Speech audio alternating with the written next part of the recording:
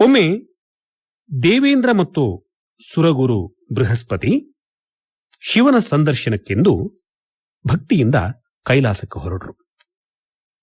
ತ್ರಿಪುರಾಸುರರ ವಧೆಯ ಬಳಿಕ ಸ್ವರ್ಗದ ಅಧಿಕಾರವನ್ನು ಮತ್ತೆ ಪಡೆದುಕೊಂಡ ಇಂದ್ರ ಮದೋನ್ಮತ್ತನಾಗಿದ್ದ. ಶಿವನಿಗೆ ಇಬ್ಬರನ್ನೂ ಪರೀಕ್ಷಿಸುವ ಬಯಕೆಯಾಯಿತು. ಅವನು ದಿಗಂಬರ ರೂಪಿಯಾಗಿ ಅವಧೂತನ ವೇಷವನ್ನು ಧರಿಸಿ ಇಂದ್ರ ಮತ್ತು ಬೃಹಸ್ಪತಿಯರಿಗೆ ಎದುರು ಬಂದ. ಇಂದ್ರ ಅವನನ್ನು ನೋಡಿ, ಅಯ್ಯ, ನೀನು ಯಾರು? ಶಿವ ಕೈಲಾಸದಲ್ಲೇ ಇರುವನೇ ಎಂದು ಪ್ರಶ್ನೆ ಮಾಡಿದ. ಅದ್ಭುತಾಕಾರನಾದ ಜಟಾಧಾರಿ ಶಿವ ಇಂದ್ರನನ್ನು ಲಕ್ಷಿಸಲೇ ಇಲ್ಲ. ದೇವೇಂದ್ರನಿಗೆ ಈ ತಾತ್ಸಾರ ತಡೆಯಲಾಗಲಿಲ್ಲ. ತಪಸ್ವಿಯನ್ನು ಕೊಂದು ಬಿಡುವೆನೆಂದು ವಜ್ರಾಯುಧವನ್ನೇ ಮೇಲೆತ್ತಿದ. ಎತ್ತಿದ ಕೈ ಅಲ್ಲೇ ಸ್ತಬ್ಧವಾಯಿತು. ಹರನ ಹಣೆಗಣ್ಣಿಂದ ರೋಷಾಗ್ನಿ ಹೊರಹೊಮ್ಮಿತು. ಬೃಹಸ್ಪತಿ ಇದು ಪರಶಿವ ಎಂದು ಜ್ಞಾನದೃಷ್ಟಿಯಿಂದ ತಿಳಿದ.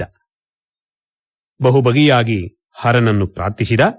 ಇಂದ್ರನನ್ನು ಶಿವನ ಪಾದಮೂಲದಲ್ಲಿ ಕೆಡವಿ ಅವನ ಮೇಲೆ ಅನುಗ್ರಹ ತೋರುವಂತೆ ಬೇಡಿಕೊಂಡ.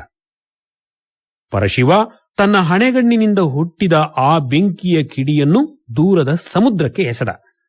ಲವಣ ಸಮುದ್ರದಲ್ಲಿ ಬಿದ್ದ ಆ ಕಿಡಿ ರಾಕ್ಷಸ ಶಿಶುವಾಯಿತು. ಶಿಶುವಿನ ಅಳುವಿನಿಂದ ಲೋಕವೇ ತಲ್ಲಣಿಸಿತು. ದೇವತೆಗಳು ಭಯದಿಂದ ಬ್ರಹ್ಮನ ಮೊರೆ ಹೊಕ್ಕರು. ಬ್ರಹ್ಮ ಸಮುದ್ರದ ಅಂಚಿಗೆ ಬಂದ. ಸಮುದ್ರ ರಾಜ ತನ್ನ ಮಗನನ್ನು ಬ್ರಹ್ಮನ ಕೈಗೆ ಕೊಟ್ಟ. ಮಗುವನ್ನು ಅಕ್ಕರೆಯಿಂದ ಬ್ರಹ್ಮ ಎತ್ತಿಕೊಂಡ. ಆಗ ಬ್ರಹ್ಮನ ಕೊರಳನ್ನೇ ಬಲವಾಗಿ ಆ ಮಗು ಅಮುಕಿ ಹಿಡಿಯಿತು. ಬ್ರಹ್ಮನ ಕಣ್ಣಲ್ಲಿ ನೀರು ಬಂತು. ಬಹಳ ಕಷ್ಟಪಟ್ಟು ಮಗುವಿನ ಬಂಧನದಿಂದ ಬ್ರಹ್ಮ ತಪ್ಪಿಸಿಕೊಂಡ.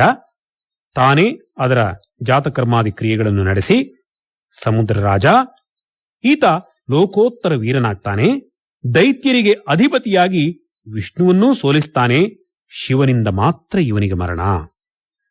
ಇವನಿಂದ ನನ್ನ ಕಣ್ಣಲ್ಲಿ ನೀರು ಬರುವಂತಾದುದರಿಂದ ಈ ಶಿಶು ಜಲಂಧರ ಎಂಬ ಹೆಸರಿನಿಂದ ಪ್ರಸಿದ್ಧನಾಗಲಿ ಎಂದು ಹರಸಿ ಅದೃಶ್ಯನಾದ. ಮಹಾ ತೇಜಸ್ವಿಯಾದ ಜಲಂಧರನನ್ನು ಸಮುದ್ರ ರಾಜ ಸಾಕಿ ಬೆಳೆಸಿದ. ಕಾಲನೇಮಿ ಎಂಬ ರಾಕ್ಷಸ ರಾಜನ ಮಗಳು ವೃಂದೆಯೊಂದಿಗೆ ಜಲಂಧರನಿಗೆ ವಿವಾಹವಾಯಿತು. ಜಲಂಧರ ದೈತ್ಯರ ಅಧಿಪತಿಯಾದ. ಪಾತಾಳದಲ್ಲಿ ಅಡಗಿದ್ದ ರಾಕ್ಷಸರು ಭೂಮಂಡಲಕ್ಕೆ ಬಂದು ಜಲಂಧರನನ್ನು ಸೇರಿಕೊಂಡರು. ಸಮುದ್ರ ರಾಜನ ಮಗ ಜಲಂಧರ ಸುಖವಾಗಿ ರಾಜ್ಯವನ್ನಾಳಿದ. ಒಮ್ಮೆ ದೈತ್ಯಗುರು ಶುಕ್ರಾಚಾರ್ಯ ಜಲಂಧರನ ಸಭೆಗೆ ಆಗಮಿಸಿ, ಸಮುದ್ರ ಮಥನ ಕಾಲದಲ್ಲಿ ದೇವತೆಗಳು ಸಮಸ್ತ ಐಶ್ವರ್ಯವನ್ನು ತಾವು ದೈತ್ಯರಿಂದ ಅಪಹರಿಸಿದ್ದಾಗಿ ಜಲಂಧರನಿಗೆ ದುಷ್ಪ್ರೇರಣೆ ನೀಡಿದ. ಜಲಂಧರನಿಗೆ ದೇವತೆಗಳ ಕೃತ್ಯ ಮಹಾಮೋಸ ಅನ್ನಿಸಿತು. ಸಮಸ್ತ ದೈತ್ಯ ಪಾಳಯ ದೇವಲೋಕಕ್ಕೆ ದಾಳಿ ನಡೆಸಿತು.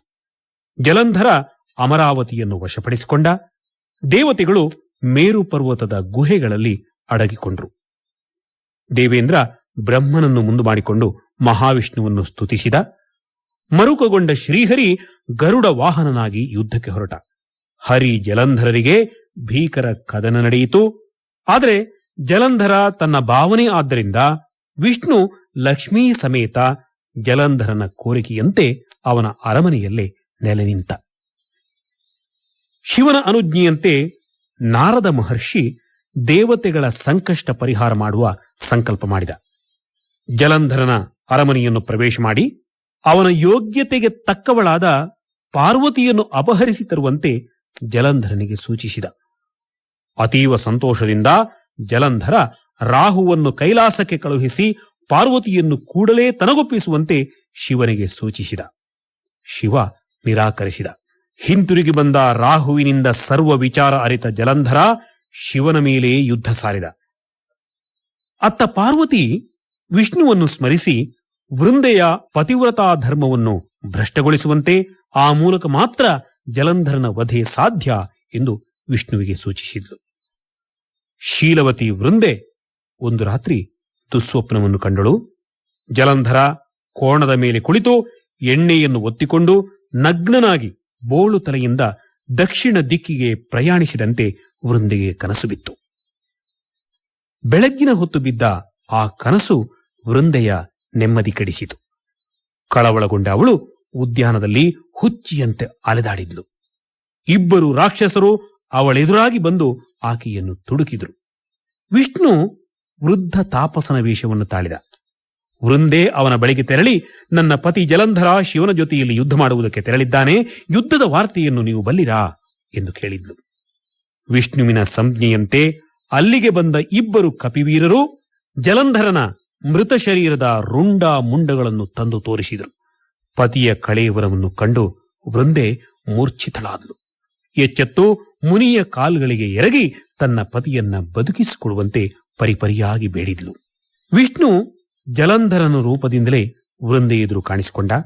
ಮದನವಶಳಾದ ವೃಂದೆ ಇದು ಪತಿಯೇ ಎಂದು ತಿಳಿದು ಅವನ ಜೊತೆಯಲ್ಲಿ ಕ್ರೀಡಿಸಿದ್ಲು. ಕೆಲ ಕಾಲದ ಬಳಿಕ ವೃಂದೆಗೆ ಇದು ಸುಳ್ಳು ಎಂದು ತಿಳಿಯಿತು. ವಿಷ್ಣುವೇ ಕಪಟ ತಪಸ್ವಿಯಾಗಿ ಬಂದಿದ್ದಾನೆ ಎಂದು ತಿಳಿದು, ನೀನು ಮಾಯೆಯಿಂದ ಯಾವ ಇಬ್ಬರನ್ನು ನಿರ್ಮಿಸಿ ನನಗೆ ತೋರಿಸಿದೆಯೋ ಅವರೇ ರಕ್ಕಸರಾಗಿ ಹುಟ್ಟಿ ನಿನ್ನ ಪತ್ನಿಯನ್ನು ಅಪಹರಿಸಲಿ.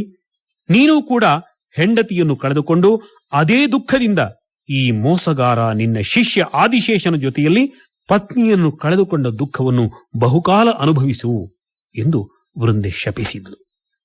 ಇನ್ನು ಬದುಕಿರಲಾರೆ ಎಂದು ವೃಂದೆ ಅಗ್ನಿ ಪ್ರವೇಶ ಮಾಡಿದ್ಲು. ಅತ್ತ ಯುದ್ಧ ಭೂಮಿಯಲ್ಲಿ ಶಿವ ಸಾಗರ ಜಲದಲ್ಲಿ ತನ್ನ ಕಾಲ ಬೆರಳಿಂದ ಚಕ್ರವೊಂದನ್ನು ಸೃಷ್ಟಿಸಿ ಆ ಸುದರ್ಶನ ಚಕ್ರ ಪ್ರಯೋಗದಿಂದ ಜಲಂಧರನ ಶಿರಚ್ಛೇದ ಮಾಡಿದ. ವಿಷ್ಣು ವೃಂದೆಯ ಲಾವಣ್ಯಕ್ಕೆ ಮರಳುಗೊಂಡು ಅವಳ ಚಿತಾಭಸ್ಮವನ್ನೇ ಮೈಗೆ ಬೆಳೆದುಕೊಂಡು ಅಲ್ಲೇ ನಿಂತು ಬಿಟ್ಟ. ದೇವತೆಗಳು ಇದರಿಂದ ಚಿಂತಾಕ್ರಾಂತರಾದರೂ ಶಿವನ ಸೂಚನೆಯಂತೆ ಸರ್ವ ದೇವತೆಗಳು ಮೂಲ ಪ್ರಕೃತಿ ಶಿವೆಯನ್ನು ಪ್ರಾರ್ಥಿಸಿದರು. ದೇವಿಯ ಅಂಶರೂಪಿಗಳಾದ ಗೌರಿ, ಲಕ್ಷ್ಮಿ ಮತ್ತು ಸರಸ್ವತಿಯರು ಪ್ರತ್ಯಕ್ಷರಾದರು. ಅವರು ಮೂವರೂ 3 ಬೀಜಗಳನ್ನು ನೀಡಿ ವಿಷ್ಣು ಎಲ್ಲಿರುವನೋ ಅಲ್ಲಿ ಇವುಗಳನ್ನು ಬಿತ್ತಿ ಎಂದರು. ದೇವತೆಗಳು ವೃಂದೆಯ ಚಿತೆಯ ಮೇಲೆ ಆ 3 ಬೀಜಗಳನ್ನು ಬಿತ್ತಿದರು. ಅಲ್ಲಿ ನೆಲ್ಲಿ, ಜಾಜಿ ಮತ್ತು ತುಳಸಿ ಎಂಬ 3 ಗಿಡಗಳು ಹುಟ್ಟಿದವು. ಗೌರಿ ನೀಡಿದ ಬೀಜದಿಂದ ತುಳಸಿ ಗಿಡ ಹುಟ್ಟಿ ಲೋಕವಿಖ್ಯಾತವಾಯಿತು. ಧಾತ್ರಿ ಮತ್ತು ತುಳಸಿ ವೃಕ್ಷಗಳು ಕಾರ್ತಿಕ ಮಾಸದಲ್ಲಿ ಗಣಪತಿಯನ್ನು ಹೊರತುಪಡಿಸಿ ಎಲ್ಲ ದೇವತೆಗಳಿಗೂ ಪ್ರಿಯವಾದುವು. ವಿಷ್ಣುವಿಗಂತೂ ಪರಮ ಪ್ರೀತಿಯನ್ನು ಉಂಟು ಮಾಡಿತು.